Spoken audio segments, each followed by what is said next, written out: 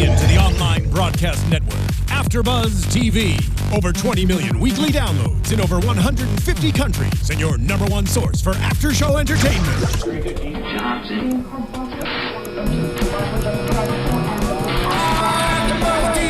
AFTERBUZZ TV, the destination for TV superfans, producing aftershows for over 300 of your favorite TV shows, interviewing celebrities and showrunners, and bringing you behind-the-scenes exclusives. All thanks to E! Entertainment's Maria Menounos, producer Kevin Undergaro, and internet leader Akamai.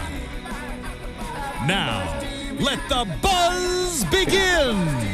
Hey there, Doctor Who fans! Welcome back to the Doctor Who After Show here on AfterBuzz TV, talking about the Christmas special last Christmas. Oh, it's so good to be back. I am Matt Lieberman. Joining me on the panel today, Liz Rishmawy is here. Hey guys, what's going on? Happy Yael holidays. Tygiel is here. Hi, everybody. Jesse Klein is here. Hello. And we got Megan Salinas here. Hey there. Yeah, we got a nice full house to talk about this, what I thought was a great episode of Doctor Who and a great Christmas special.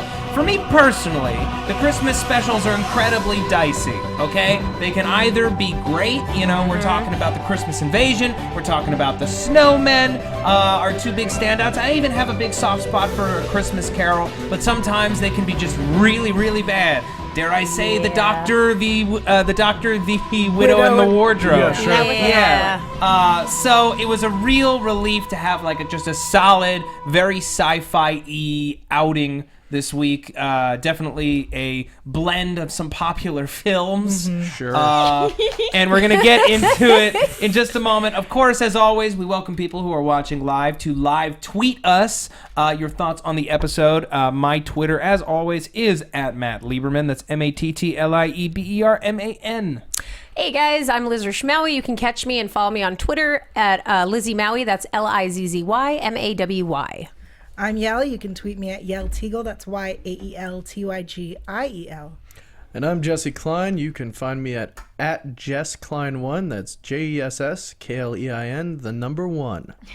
And I'm Megan. You can follow me on Twitter at the Menguin. That's TheMenguin, and I will be keeping an eye on it. Yes, I think all of us actually have reception, and then as I said that, I looked and I had one bar. Yeah, so I think we'll all be checking. So We'll do our best. Yeah, be sure to let us know. So, how did you all feel about this episode? I really, really, really liked it. I had been disappointed with the last. Well, I wasn't too thrilled about last year's Christmas special. Yeah, Matt Smith's exit was just such a quiet. It was weird. Yeah. So this one was really nice. I didn't know what they were going to do with Clara and everything, because I think a lot of us were expecting her to leave afterwards, and we got closure with Danny and everything. So that's really all I wanted. I was happy. I liked it. I was really tentative about... I'm always tentative about holiday specials. I don't like things that are too Christmassy. And I know I'm going to get so much flack from that. And I was really concerned about seeing Santa, especially because from the promos, it kind of looked like it was going to be too similar to what the Librarians did for Christmas this year. And I was really worried because the way it started with, what's at stake here. I was like, oh my gosh, they both did the same episode and it went a completely different direction.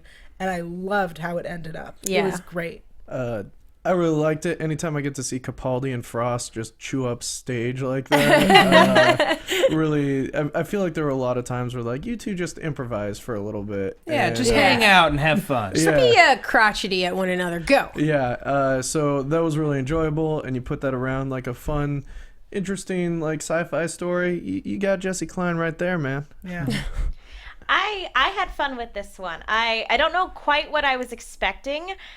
Nick Frost as Santo is my new favorite thing. That was perfect casting. I love Santo. I love Santo. So He's like great. the Spanish version of Santa. And this is what I'm not a huge Moffat fan, and I will gladly take any flack for that, but this is the stuff that initially Moffat was one of my favorite writers because Blink is one of my favorite episodes. Yeah. Sure. So this had a lot of what I love about his writing when he's good. Yeah, this was a Moffat-y episode. Oh, yeah. No, it's always, you were saying this outside, right? All of his monsters are like, you can't look at them or you can't hear them. Once you see it, you won't remember it, or like next year. Or don't think about it. It's telepathic. It's so next year we're talking about like, don't smell. Yeah. Don't you dare smell. Don't breathe. Clara, keep that clothespin on your nose. It's an awful, awful Scottish Once you accent. smell it, you don't turn back. What would you do to change your fate? Oh God. But yeah, the dream crabs were. It was more just a device than a monster. It was. But the way that they unpack it in the second half of the episode is, I think, where it really starts to shine. Yeah.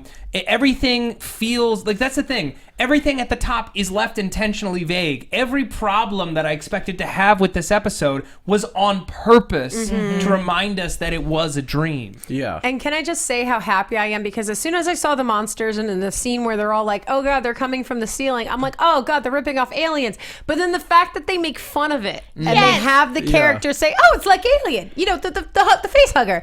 And I'm like, thank you. That was one of my favorite moments in this episode, because there's so much in Doctor Who that is reminiscent of a lot of other sci-fi or, you know, whatever things. It was so gratifying to actually hear somebody say face hugger. Because there's no way about it that they would have been able to, like, it's way too similar. It's way too similar. Like, and that's what everyone's thinking when they're watching it. Exactly. We were saying outside, it's like Moffat was watching, on one TV he was watching Inception, and on the other he was watching Alien. Yeah. And he was like, oh, I got a good idea for a show. And he fell asleep And then he fell and had a asleep. dream. That was in a dream. Yeah. And, you know, he was also just listening to the original soundtrack of The Thing. Yeah. And it's just like, this makes sense all to of me. these together. And we'll make it Christmassy. Let's just throw Santa And in Santa there. showed up. Yeah, Santa Claus versus the Martians. Just a little pinch of that. Yeah, sure. How do we feel about Nick Frost as Santa? I thought, like, a lot of his choices, a lot of his delivery was different than what I expected and was very, very particular, but it made it so much fun. Yeah. Yeah. He wasn't necessarily leaning into the jokes. Yeah, I like that he wasn't. I don't know if it's particularly the actor himself or just the way the character is, but I like that he was a matchup for.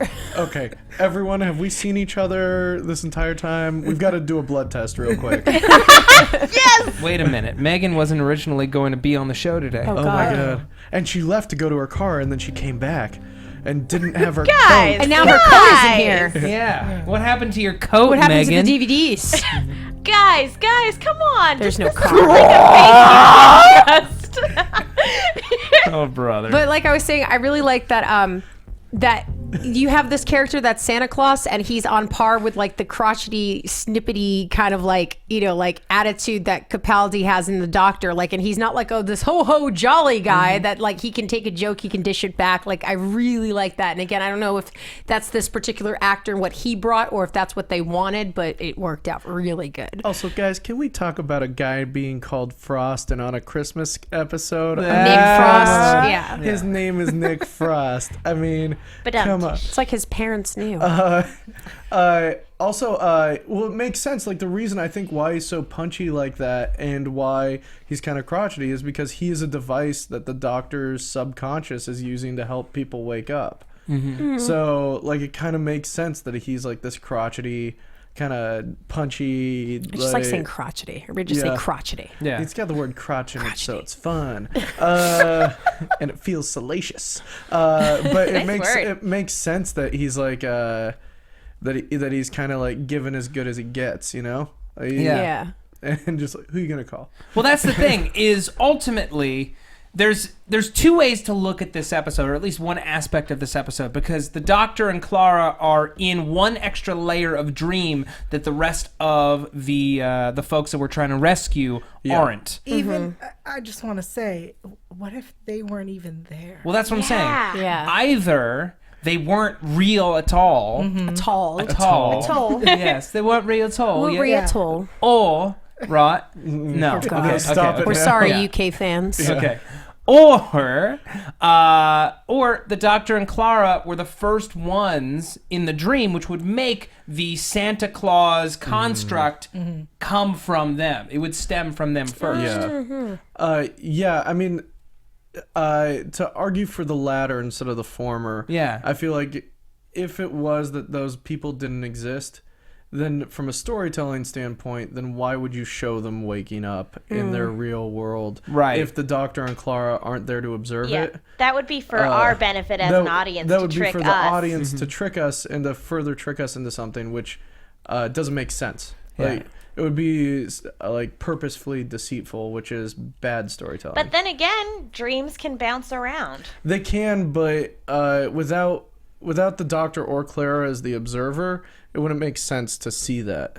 Agreed. So if they're not seeing it, then I don't see why. disagree. I think that they did see it. They were there. It was, sometimes when you have a dream, you're not specifically, you're not yourself. You are seeing it from an outside perspective, Like a third person yeah. point of view. And so I believe, and I have nothing to, so I don't want fans killing me. That Fans killer. okay. So I believe that they were those 4 explorers weren't even there, and that it was Clara needed to believe that these people went home and went back to their lives and were happy. All of them ended up kind of in a better way. The one girl. Checking things off to-do lists. Forgiving. Why make a list if you skip down to the bottom? We have a comment in the Why chat skip- roll. We have a yeah. comment in the chat roll. From Joe McMahon says, what if Santa was real and actually reaching out to everyone like the Doctor did for Clara? I mean, we have not acknowledged that Santa could be real. Right. And know what you may guys I are say talking about. once He's real. again, Because he is real in real life, right, everyone? Right, everyone? Right? Well, I Yes, said Virginia, there is a Santa Claus. I said it when we first saw Nick Frost as Santa in the finale. I'm like, I love the idea that in the Doctor Who universe, Santa is real. And alien. Yeah. Yeah. Well, how great was it when he said, the sleigh is bigger on the inside? Oh, that was Yeah. awesome. Well, again, another example of the Doctor's subconscious giving him a bunch of guff. Yeah. Are we going to point out the elf's wolf vest? Yeah. Yeah. Well, So- his name was Wolf. Yeah, one of the elves was named Wolf. The other was Ian. Yeah. Yeah. And just a fun fact for those who didn't notice, Ian is Strax. Yeah. It's Chris Yeah. Starkey who plays Strax. And Wolf is Finn from the Misfits. Yes. Yeah. Now, at first, we thought maybe Wolf, and then it was going to be a bad wolf type situation, which, if we're thinking about the fact that Santa and his elves are a subconscious construct to let the Doctor and friends know that this is a dream, that would be a great subconscious way to Yeah. tell you Yeah. something's wrong. And I would argue just him being named Wolf is enough to Yeah, like kind of all the a names, wolf like in sheep's like we have clothing. Ian Yeah. and then we have Wolf. Yeah. Yeah. To the Doctor, whenever he hears the word wolf, it could be anything in front of wolf. It could be teriyaki wolf. He should still pay attention. Teriyaki Wolf is the name of my first band. That's the name God. of me if I'm a fighter pilot. That's awesome. This is teriyaki That's gonna be wolf your coming call in. sign? Yeah. All right, I got a tweet from at BigB78FBG. That is a handle right there. What's up, Big B? Make sure to talk about how even Danny that is in Clara's head is too noble and good to let her stay with him. Exactly, yeah. Yeah. That's how she remembers him. Yeah. He's too noble. Well, yeah, when we go into the dream within the dream within the dream within the dream, Which, how many dreams? a bunch of dreams, yeah. The deepest dream. The deepest dream. Danny, well, we were talking about it. Number one, Danny and Claire have the best chemistry they've had all series. Yeah. In that dream within the dream within the dream. And the Doctor even comments on how he's a little bit taller than he was in real life, and about how the dialogue is kind of spot on. But I think it's really interesting that Danny in Clara's mind is as noble as he was in real life. Like just a super noble dude. Well, even in the way he said it, though, he's like, I didn't save all those other people. They just got lucky. I was Yeah. saving Clara, which Yeah. is kind of like not so noble, but I mean, like in the sense that it's like, well, they just happen. I wound up That's saving so them. It's the most Romantic. romantic It is. version of it. If she's writing all of his dialogue Yeah. from deep inside her brain, of course Yeah. that's what it is. So romantic. So But that whole romantic. scene, like, I was like, don't cry, don't cry, don't cry. Yeah. I want to say, I pointed this out when I was watching it, and it really bothered me that Clara, this young single woman, Yo. sleeps in granny jammies. Listen. And then when they had the reveal that, he'd been gone for 62 years, I was like, oh, it makes sense. But then it doesn't. Why would she sleep in granny Okay, chairs? can I just tell you, when she you're... woke up from 62 years, she was wearing like a silky bikini, right? Yeah. No, but can I just say though, and point out, a broken-hearted woman alone during the holidays, and it's probably really cold in England. Why? I'm not going to wear my sexiest jammies. I'm probably going to wear those really warm, like, I don't care, but they're so damn comfortable A long pajamas. dressing gown. The robe, Yeah, a for long sure. dressing- Nice warm robe. The more you know. I disagree. I think you're gonna wear the flannel pajamas.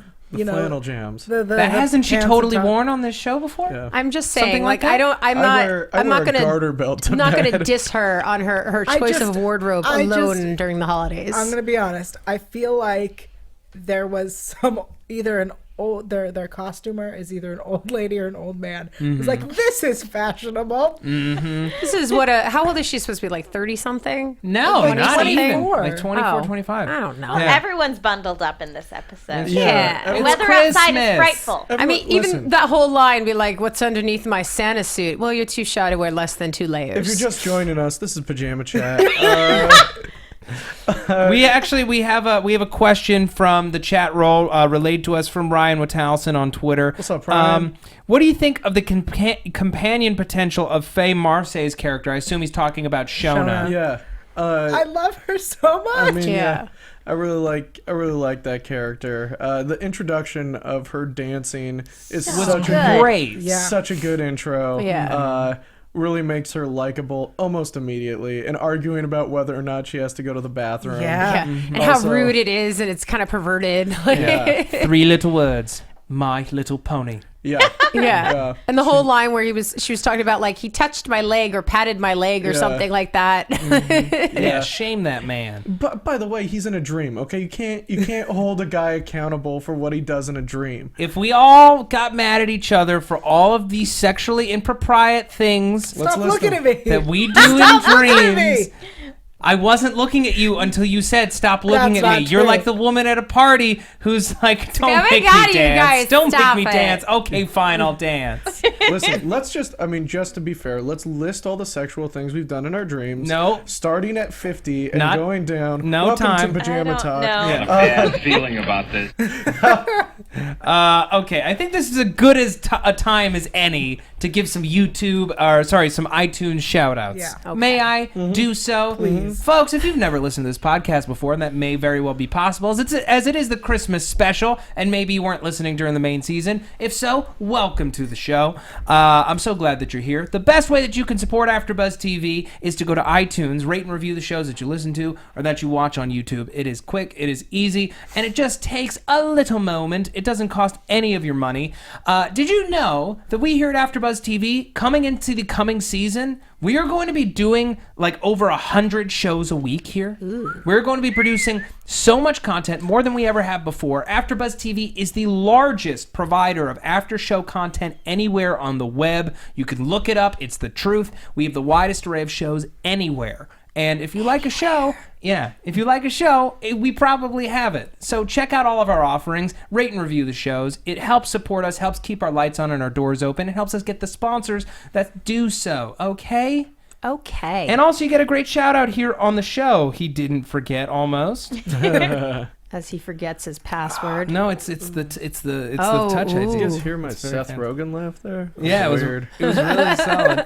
I'm gonna go in reverse because I don't remember when the last episode was, so I'm just gonna go Forever. Okay. The latest review is from Renee J. Love it, 5 stars. I've been catching up on your season 7 and 8 reviews for the past few days, and I love your podcast so much because the places on the internet I currently go to discuss Doctor Who have become so hateful and negative about the show. I like how you guys can be disappointed or critical of an episode without being so hyperbole about it. Is it so hyperbole about it? It's so hyperbolic. Hyperbolic would be the yeah, correct, hyperbolic. I love that I can share in your excitement and wonder and relive those seasons. You guys obviously love the show and want to see it succeed. Keep up the good work. Excellent. From American Franny, 5 stars. I'm a new Whovian, so I enjoy listening to reactions for episodes as they aired. Doctor Who for life. LOL from Berto is my name. 5 5 stars. Wish I did this much earlier, but this has to be the most in-depth analysis of Doctor Who episodes I've been able to find. Wait, I take it back. The best ever. Totally excited that I stumbled upon this. Keep up the great work. Dave Roberg, 5 stars. A great podcast. Look forward to the wrap-up after every episode, especially when I'm not sure how to feel about it yet. Keep up the great work. Tell me how to feel. Tell me how to feel. Sometimes you need a little time. I feel nothing. Oh. Oh, that's Invasion of the Body. Yes, it is. I'm so proud That guy of you. looks like Kurt Vonnegut Jr.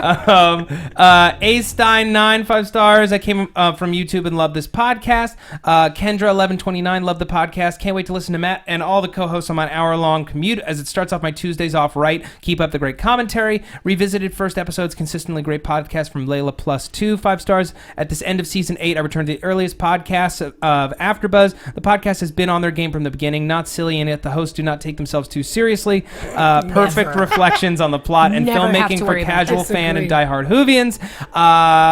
Brilliant podcast, 5 stars from Han Lover. Thank you very much for making my first season of live watching Doctor Who so enjoyable. Amazing show from Trixie465. I love how I can listen to what other people think about Doctor Who and can help me clear up anything that I may have missed during the show. You guys are awesome and you make such a great podcast.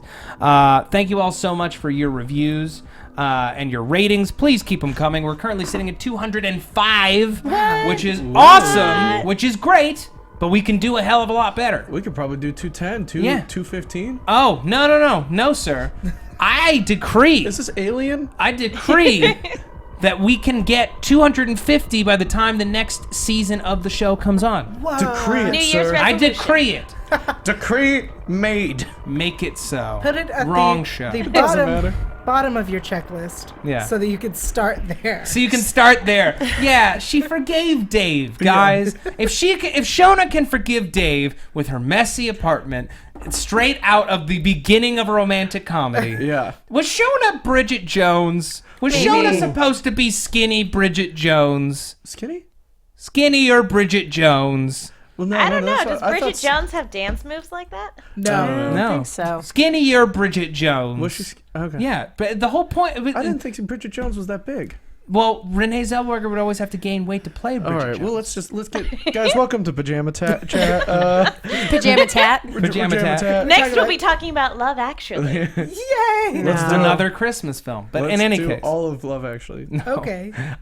so let's get back into the episode. I love the second half of the episode. The reveal with the 4 manuals I thought was really well executed. Yeah. Yes. Yeah. So cool. Yeah. We had this whole thing about it too. We were talking about, but in dreams you can't really, you can't read because you're not dreaming with the side of your brain that you're supposed to read. And then I'm the one like, I learned that from a Batman animated That's episode. where I remember And it from, like, too. I learned it from that. Yeah. Like this is cartoons are trying to open up the educational. paper and it was all It's a gibberish. Mad Hatter episode. Yes, Yeah. it is. But yeah, that's a real thing. Apparently, I did some research. Apparently, you can sometimes read words in dreams. I do. But for the most part, a good test to know if you're in a dream is to look and try and read. And a lot of times, you think you're reading, like you're like, oh yeah, I'm looking at this book, and you're like, here are a bunch of words, but really your brain is just telling you all of those words. It's not you're actually reading the words off a page. That might Which be is- why they only went with the one word. Which is a very weird and like distinction. Because I like it how you're seems like, I did some research on this. I'm like, you checked Google 5 minutes before we came in here. No, I also read the test that they were talking about Okay. while we were arguing about it, and I was good. petting Touche. a giant dog. A giant dog.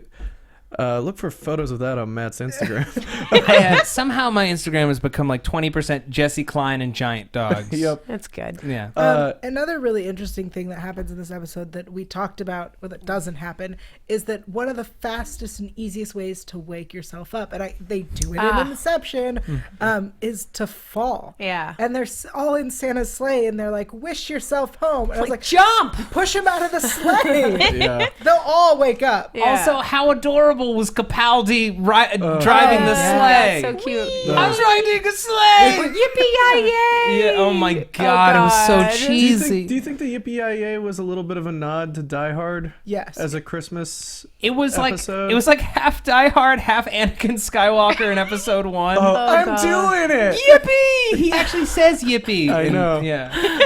Can I just say, before we get too much in the second half, can I just say my favorite scene is just when they get saved by Santa, and then there's Slinkies. There's Yeah. the tangerine, and as somebody who is, I guess you Googled this, right? Because I didn't get why tangerines were like a thing for like British Christmas or whatever. Just a sweet. Weird.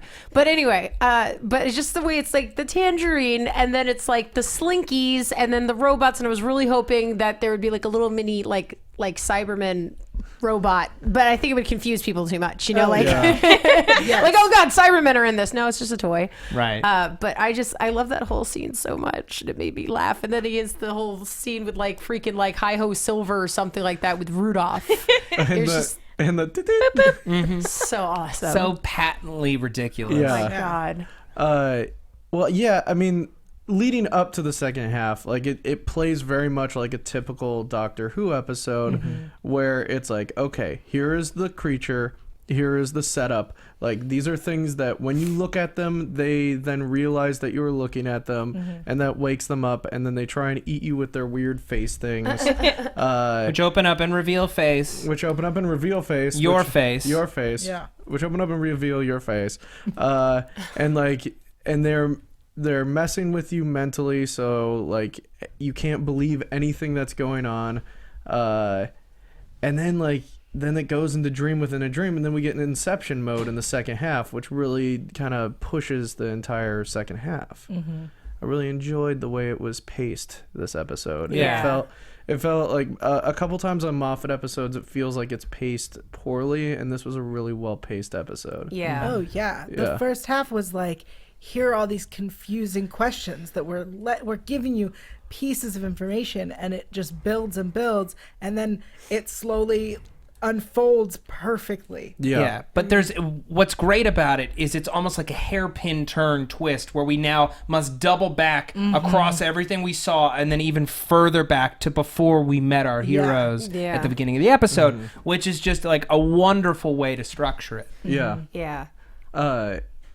Who else, as soon as they said like ice cream pain, which is a great term, I don't know if that's a term that's used often. Like, I always hear brain freeze. Yeah. But like ice cream pain is great because like something beautiful and painful at the same time. It's so delicious. It's a very French term. Ice cream pain. An ice cream pain. Yeah.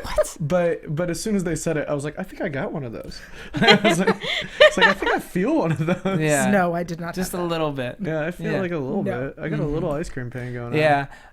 One other thing that I loved, I love, and I hope that they were real, because I love the bittersweetness of where everyone goes back to, where we see their real lives, and to find out that the first woman who goes home was in a wheelchair the whole time. Oh, you mean the sexy one? Yeah, the sexy one. The sexy one. According to You sexy Capaldi. one. Yeah. That was like really beautiful and bittersweet. Now, I want to get into the part that leads to debate.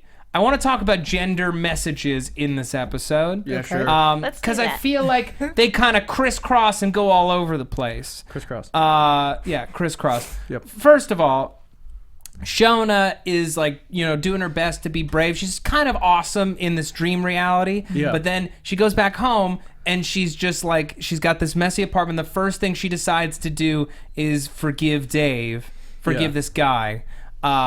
So I don't know if that's like nitpicky to say, like, I hate that she's like obsessing over this dude. Yeah. But more than anything is that Clara, who is awesome in the dream and then awesome in the reality where we come back to her old, and she's been like, you know what? I had the love of my life. He's gone. I'm going to just live the most kick-ass life possible. Teach everywhere. Travel everywhere. Learn how to fly a plane. Learn how to fly a plane. Just Even be Sweden. Be essentially be Agent Carter. Yeah. Yeah. Basically. Yep. And then I almost want that to be her reality. Like, I'm glad we're getting her for a whole nother season, but I would have been okay if that was the how last she Claire, left. yeah. I actually had this discussion with a friend before I came here where he said that he said that he was kind of sad, like that it would have been a perfect ending to end off on Clara, like how we got, how we were talking about before with, like, we have Rory and Amy, you know, they're gone, but we find out they lived this really great life together. Yeah. And we don't see them, and it's bittersweet, but it's like a nice closure thing. And it's kind of like, I don't know. I'm happy we're going to have her back, but it would have been a good ending for her. And how are you going to top that, basically? Like, you better have something coming up when she does leave the series that's kind of going to be on that nice note of, look at me, I'm a strong, independent woman, I don't need no man, I'm gonna go travel, blah blah blah. They also kind of turned a romantic turn to it as well with her and the doctor, where she was like, well, there was one other man, but he was impossible. And they switched with his thing, and it's her nickname. It's like, why does she don't need no doctor, girl? Yeah, what do you think? Well, I was gonna say, my theory of where this episode has taken us and what that means for the next season, I'll leave for predictions, but I think that if it ends up going where I kind of think it's going, then they wasted this old Clara, because if we go to where I think we're going, then it's gonna ruin. Like, they can't do that again, and that would have been perfect. Interesting. Still confused too, because I've had this discussion with other people too, saying we thought this was going to be some sort of reveal where is Clara pregnant with Danny's, because everybody's still confused about Danny, the future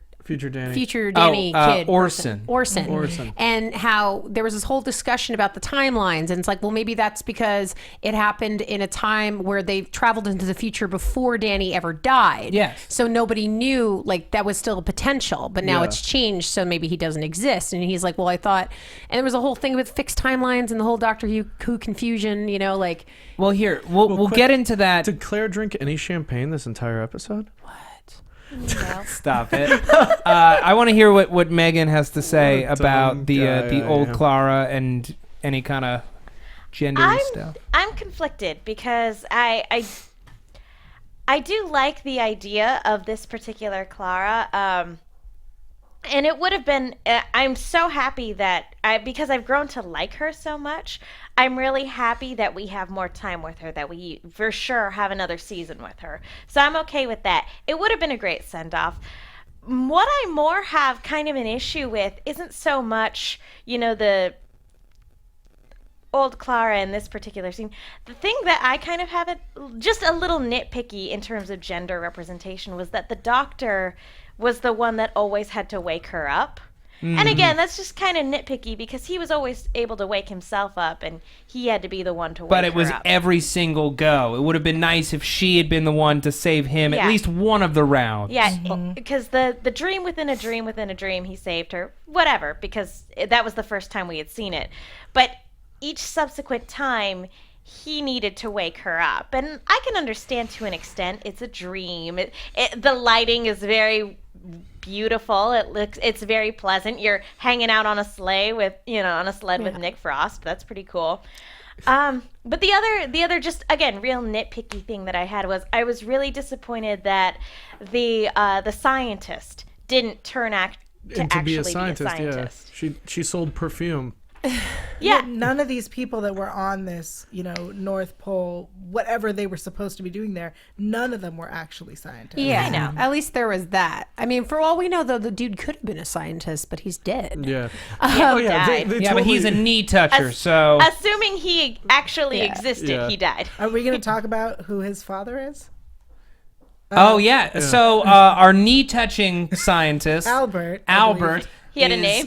Is the son of Patrick Troughton, the second Doctor. Yes. What? Yeah. Second No way. Doctor's son. Second Doctor's son. Crud. I was just going to say something in regards to the whole... knee touching? Oh, well, I was going to say, and again, going back to not the knee touching, but as far as... I think it would have been cool if Clara woke up the Doctor at least one point. Yeah. Also pointing out, scene from when he wakes up near the volcano, and we were all saying that that's the same scene when she threw the keys. Yeah. Which was also a dream. Yes. Yeah. So maybe that was intentional, maybe not. Maybe they're just we're running out of sets. Yeah. It could have been a reused asset. Yeah. It could have been they were shooting. Set. Could have been a reused. Listen, guys, Sorry. I want to talk to you about touching girls' knees. Jesse, Wait, don't I have say the Pajama time. talk. Okay, sorry. I'm gonna say I don't think it's a reused set. I think it was on purpose because otherwise they wouldn't have had the same, Yeah. lighting and sounds of a volcano. Exactly. But I did want to say that I like the again, she's kind of like still in mourning over this whole thing. It's about like, I mean, she lost the doctor for, we don't really know how much time I think has passed. And she lost Danny. The love of and her I life. think again, it was the whole, when she wanted to stay in the dream with Santa Claus and she's like the last Christmas, like she's still like mourning. Like, I'm sorry, I'm not gonna have all that energy to like wake myself up from like face eater crab dream person. Jump out of the sleigh. I know, but I'm just saying. She wants to remember Danny for just a little bit longer. Like, I mean, I give props to that. Like, I'm not going to read too much into it with like, oh no, she needed the doctor to help her all the time. Like, Right. I think she had an excuse to be 5 a little. minutes. Okay. So 5 minutes every day. That's all she gets. yeah. We did get an interesting tweet from a G1 ex-writer. What's up, G1? Clara, old Clara mirrored Sarah Jane, and hopefully, That's what I thought. I That- totally thought of that. That's cool. Yeah, no, it was a very Sarah Jane-esque kind of epilogue. May she rest in Yeah. peace. Jay Keogh, 1992, also tweets Jay? regarding the ending. Old Clara was done with the belief that JLC was leaving. She Right. decided to Yeah. say, so they added the bit with Santa. The thing there, though, is that it probably wasn't a reshoot. They probably shot the additional material just in case and shot an alternate ending just in case she wasn't going to be joining us. Now, we are... Get some alts. Got we're- a B team shooting it. Yeah. Okay. So we're low on time. Yeah. So I just want to really briefly touch on knee. Touch a knee. the Doctor and Clara, because one of the things that I think this episode does so completely right for me is it immediately took care of all of the things that I felt weird about at the end of the season Yes. finale in terms of repairing their relationship. I agree. I think that we got to see them back to being normal and, Yeah. and good, and I'm glad that we got to see that. I didn't like that we've kind of, there was a whole discussion last season about TARDIS addiction and what that meant. And I feel like that was this giant concept that was introduced and brought in and like, oh, this would be so interesting to talk about. You know what? This seems really dark and too in depth. Let's ignore it. Let's move on and go on from there. That's what I feel like happened. That said, I'm really glad that we've ignored it and moved on. I like where we are. I like where they're going. And I like that the episode starts with him saying, shut up, get in the TARDIS. Yeah. Yeah, well, I think this is the perfect place for Clara and the Doctor to repair their relationship because they're in a world of lies, and both of them are really good at Yes. lying. Yeah. Yes. So the fact that they're in a world of lies, like this is their like their wheelhouse. They're like, oh, everything's lies. Great, we're comfortable here. Yeah. Like we can have our real conversations in this construct of lies because that's the way our relationship works. Or at least how it's been in the entirety of last season. Yeah. And there was so much anger and bitterness, and even in that part in the dream, like I feel like they got it out in the first half where, she's still really bad, mad at him. He's mad that she didn't tell him about Danny and, I mixed up my pronouns. But anyway, yeah, like they're both mad at each other and they kind of get that out of the way. And it's kind of gone back to this level of the original beauty behind their relationship without all the like angry, you lied to me kind of thing. It was nice to clear the air. Yeah, Yeah. exactly. Well, there was that also weird moment where after they thought that they'd relieved themselves from the dreams before the 4 binders moment, or not binders, manuals. I thought they were 3-ring binders. I'm sorry, folks. I'll leave. But where he was like, okay, let's go, and she was like, but there's still crabs here, and like the Earth is being invaded. Crabs! And he was like, yeah, but there's tons of dangerous stuff on Earth, and you guys seem to eat most of it. Yeah. And like there are polar bears here as well. Should I protect them from that? I was like, what's going on? Like this doc's being a dick. Like, he's being a real dick right now. I love him. Why is it being like? And it reminded me a lot of Kill the Moon, where he was like, "It's up to you guys. I did my job. I Peace made out. sure everything was cool. I'm gonna leave now." Yeah. I'm gonna go. Yeah. Yeah. Got your own thing Yeah. going on here. Percolating. Yeah. Yeah. And I just like specifically, it's the moment where Pacifically. where rim. She says she lied, and then he says he lied. Yeah. And they both realize how much time they've both wasted Yes. trying to protect each other's feelings Yes. and feeling crappy about Gift of the themselves. Magi. Although, Oh, Christmas. Yeah. It was gift of the Magi. Actually, Oh my God. Guys. Well, it also kind of an interesting bit because we as an audience didn't know he was lying about Gallifrey. No, we did. We did. Oh, did yeah, we? yeah, he Yeah. opens the door. And it's he's- empty. It's and blank. and then he like tears apart the TARDIS a little Oh, bit. well, then I'm Yeah, stupid. he I has, didn't has see his this Charles that. Foster Kane moment. Yeah, he Yeah. does. He's Charles Foster Kane moment. I want to take a moment to talk about my theory that they didn't exist. Please. That right. nothing exists because no. Nothing. No, I've they're heard not that here right nothing now. matters. Guru Lahima says, great. So everything's written in sand. okay, so empty yourself, Shut up. enter the void. forget it. become Shut up, I void. don't Santa. even want to anymore. Let go your earthly tethers. I'm done. Sorry, go ahead. Wait, is this a prediction? No. No. Okay. I think theory. I think that they weren't real, and here's why. I think that to get this dream, to get the Doctor to wake up from this dream, he needed some sort of, mystery or puzzle, and he's always looking for the puzzle to solve. Which is why when he says he's leaving, they can deal with whatever, and he realizes that he missed something. He goes back because he's like, wait, I love puzzles. So that's why I think that they were like Santa.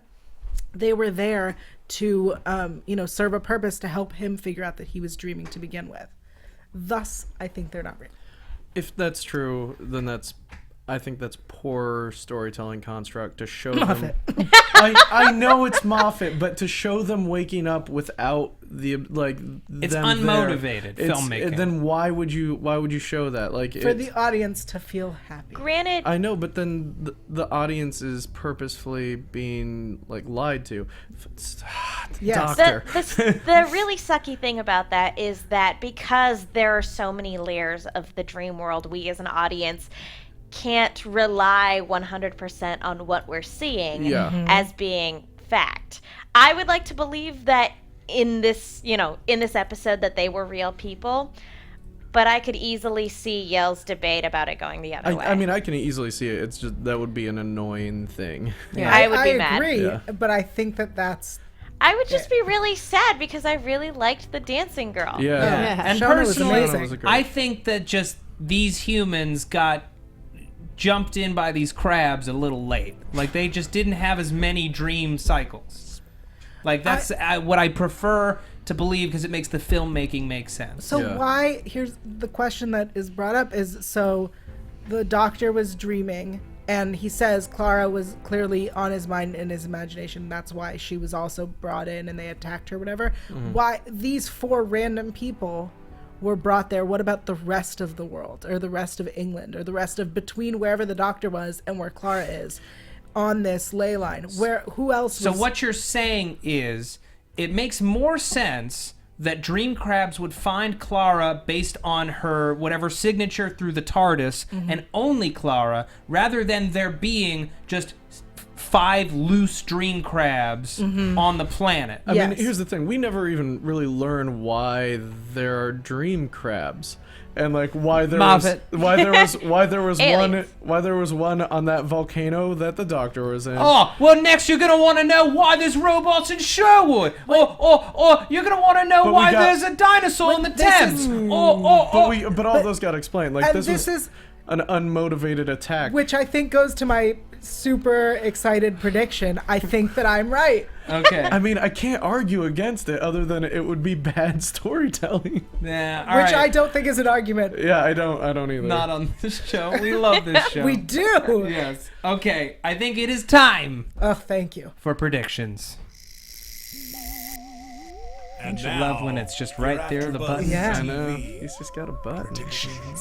So, Yael, you've been just Dying. Yes. squirming, Dancing ready to back get and this forth. out. Yeah. Dancing to that one Like a Christmas dream song. crab that doesn't have a face to hug. Yep. But I don't know what that song actually is, but you've been dancing to it. What is your theory? My theory is that the entire, at least portion of next season, I'm going to say at least multiple episodes, will be a dream. I think that they are still asleep. Because of the Satsuma. What? Tangerine. The tangerine. It wasn't a Thanks. Satsuma. No, not even Harder because... to peel. Sure. Not even because of the fruit. I think there's no way at this point to know, especially because we don't know why these crabs came, why they attacked the doctor, why they were on that volcano. But have we ever had anything link up from a Christmas special into the following season? That's the The thing. snowman. A lot of times, Christmas episodes are bottle episodes, though. Yeah. The snowman, The snowman. and the Christmas invasion. Yeah. Yeah. I think that we... Oh yeah, because the hand. I believe that that they are still dreaming. And for the record, for anybody who's kind of lost, when he said Satsuma, we're referring to the very end of this episode where we see the tangerine at the windowsill, basically Fruit. tangerine for Sure. Satsuma. Anyway, but yeah, like which is a good point, but then I think really that was just like a cute little way of saying maybe Santa's real without it going into the whole theory of the whole next season being, or at least a couple of the episodes being dreams. Or Moffat just wanted to end it like Inception ended. Yeah. I think it would have been funny if there was a banana there instead. Would have made no sense. No, No, thank you. Steven. No, Steven. Hans. Steven? Steven, Steven. no. Steven, quit it. Steven. We have people listening to this for Doctor Who news. Who knows? Oh, Right, we buddy, be listen. sad. Okay, Yeah. so what is the title of the next episode? The Is Magician's Apprentice. Magician's Yes. Apprentice. But before we get into that, I want to talk about this theory. Let's Yeah. talk Because about I it. personally agree with Liz that this was just Moffat being cute and saying, like, Santa maybe is real. My belief Maybe is not Israel? even based on the fruit at all. My theory has not, I regardless know. of the fruit. But I'm just saying. I think the fruit, you're right, is Moffat trying to be cute. But here's the thing, though.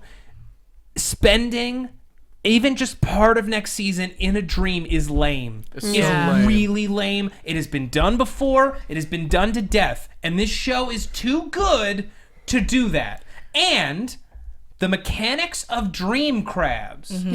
Okay? Now, I know that dream time moves at a different rate than regular time. Yes. And that conceivably, we could get a couple of episodes out before their brains would be completely dissolved. But the fact is, their brains are being dissolved here and now. Yeah. So the irreparable brain damage that would be done to the both of them by your theory is crazy to me, and I don't think that's where this show would go. You can't retcon. Quick, everyone to the target. Stop upsetting Matt, because there's going to be a point where he will bitch slap me at one point. No, like on but I'm accident. just saying, On the accident. doctor with 70% of his Chop brain. me. The doctor with 70% of his brain, you can't retcon that. It doesn't make sense. If 30% of his brain has been dissolved, and now he's got to save the world from thousands upon thousands of dream crabs. It doesn't make sense to me. Clarib, please. Scarab, go to the Tardum. I disagree. I think it's very Use my likely- Sponic Hugagen. I think it's very likely that we will go this route. Do we not remember that Amy seemed to have been kidnapped for an entire season? But the difference between that is at least some of the stakes stayed, even though Amy wasn't real for an entire season. Some of the stakes still were very real. If it's all dream, like if we just see a bunch of dream adventures that don't mean anything, The stakes are that they're going to have brain damage. Tari Miller is in the chat and he says, "Would you accept the dream theory if the Dream Lord returned?" Yeah. you, Tari. Okay. I'll take Dream Lord. I'll take that. Tari, you're absolutely right. Thanks, Tari. The Dream Thanks, Lord, Tari. to me, is one of the best villains introduced in Moffat's tenure. Tari's doing Yes. this And I because would it's be like, so shut up, guys. excited to have Toby Jones back as the big bad for next season, especially Yeah. Take a considering Dream Lord. the theory that the Dream Lord is the Valyard, or is some... I'm going to stop throwing around the Valyard because I'm not an expert on it, and people always tell me that I get the mechanics wrong, so I'm sorry. But no, the idea please of... break it down. Evil Doctor, there. Essentially. Oh, okay. Essentially, evil doctor, or like the evilest part of the doctor. In that episode, in season 5, the doctor says that the dream pollen activated the worst part of himself. The part of himself that he is afraid of, that he hates. So it'd be really cool to have him back full time. That'd be fun. Yeah. Yeah. That would be cool. Okay, Sorry. I'll accept the dream Thanks. if there's that. But if, Tari, send a message to Moffat now. but here's the thing: if there are like 3 episodes that don't mean anything, then that's really annoying. It's Like- narrative suicide. I mean, That would just They might mean. that would really bum me out, man. I mean, I'm gonna throw in Really? another show. For those who aren't Dallas. familiar, Dallas. Yeah. Way back in the day, Yeah. where an entire season was a dream. I Yeah, know. and how crappy is the that? entire show was a dream. yeah. No, it was the entire season. Lost. No. No, it was the. That wasn't. Was it wasn't a General dream. I know. Hospital? Which No, which one was the globe? St. Saint Elsewhere was the Ah, that was globe, it. but Dallas it was Smile the and entire look pretty show. because I never saw Yeah. it. I thought it was just a season. And think Newhart was just. It was. He woke up next to his wife from the Bob Newhart show. Yeah, that's right. Yeah, and it was all a dream in that. But And Cheers, it all just took place inside of a beer can. Whiskey bottle. in any case, Yeah. those conventions are outdated to the point that you really have to do something cool with the idea Yeah. for it to not feel really lame. What I like about the idea of it being the Dream Lord is the idea of the Doctor having to deal with what is essentially Mr. Mixelpleck is freaking cool. No, that's wrong. Kill Mixie Tipsies them. Spittelek, my sorry. I mean, I guess. Did you say my sorry? Yes. My sorry. My sorry. Sorry. My sorry. Wait, what are you shaking your head about? Doctor actors. I mean, he's not. But he's not anti-Superman. Well, Mr. Mixie Spittelek? Yeah. Well, that's not. I'm not talking about motivation. I'm talking about powers. Okay. Sure. Yeah. In terms of a reality bender. Okay. Yeah. Yeah. That because here's the thing, who introduces the dream crabs to the Doctor? Santa. Santa. Santa Santo. is the one who's like, hey, Santo. do you know what these are? Dream crabs. That the dream crabs could have been something planted. Like a suggestion planted subconsciously. Like the dream crabs might not have even existed at all. If we're playing in this reality where they are in fact still in a dream, Yeah. Scaring then me. the dream crabs might not even exist. The dream crabs are just a function of the I mean, dream lord. maybe They're just- a metaphorical. I mean, maybe they're construct. just dreaming of the volcano still, because that's that whole volcano sequence Yeah. was a dream sequence where they were synced up together. Yeah. So, But like, he it could created be- it for Clara. Yeah, Yeah, she was but the what one if- that was dreaming. But He what was if the manipulating darkest, her. what if the darkest parts of the Doctor then see like, oh, we're existing in a dream world. Let's screw around. Danny Pink's still alive. Clara gets pregnant. Boom, boom. We get Boom. I like get it. future Danny's. Oh my goodness. Oh goodness. Anyone else want to throw around I something can't even. crazy? My brain hurts. All right. Yeah, me too. Here it is. Frasier all takes place during a drug-induced coma. Oh God. After the dog gets hit by a car, and then like, but no, Eddie. no, Eddie? Eddie makes it through, but it's Okay. it's like a drug-induced coma that Eddie has, and it ends with him just getting on that chair. No. It That's ends so- with Eddie waking up, and it's a world where dogs are humans and humans are dogs. Eddie goes to host Cue his episode radio of Family show. Guy.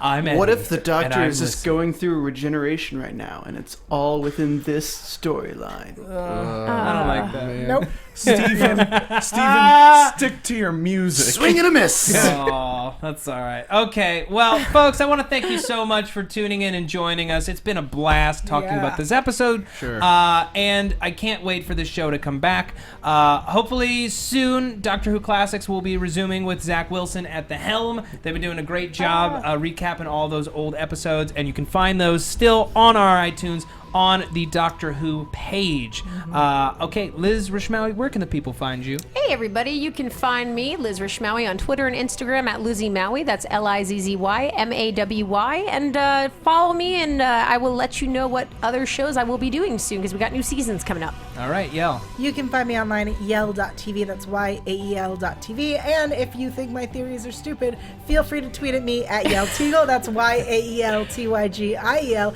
And if you love my theories, because, you know, sometimes I'm clever, you can favorite and like and do all that good stuff. Wait a minute. Now, Yael, you're doing a Twitter giveaway with Doctor Who swag for another couple of days, right? No, it ended. ended. I just picked a winner today. Yeah, Jocelyn won. But I will be doing more Doctor Who swag giveaways soon. So make sure you're checking me out on Twitter. I'll give it again. Yael Tygiel, YAELTYGIEL. Yeah, you can find me at Jess Klein1 on Twitter and Instagram. That's JESSKLEIN, the number 1. You can find me and Matt Lieberman the first Sunday of every month at IO West doing some live sketch comedy. Yes, here in Los Angeles. Here in And Los Megan. Angeles. And I'm Megan. You can follow me on Twitter at @TheMenguin. That's TAGMENGUIN. I'm also going to be on Agent Carter coming up pretty soon, and Star Wars Rebels and Classic Who. Okay, great. And you can find me on Twitter at Matt Lieberman. That's MATTLIEBERMAN. You can also find me on YouTube. I have a channel, youtube.com/Matthew D. Lieberman, or just look for Matt Lieberman on YouTube. You can also find my material on SourceFed and SourceFed Nerd. I want to thank you all for joining us. We'll see you next season. Good night. From executive producers Maria Menounos, Kevin Undergaro, Phil Svitek, and the entire AfterBuzz TV staff, we would like to thank you for listening to the AfterBuzz TV network. To watch or listen to other after shows and post comments or questions, be sure to visit AfterBuzzTV.com. I'm Sir Richard Wentworth, and this has been a presentation of AfterBuzz TV. Buzz you later. The views expressed herein are those of the hosts only and do not necessarily reflect the views of AfterBuzz TV or its owners or principals.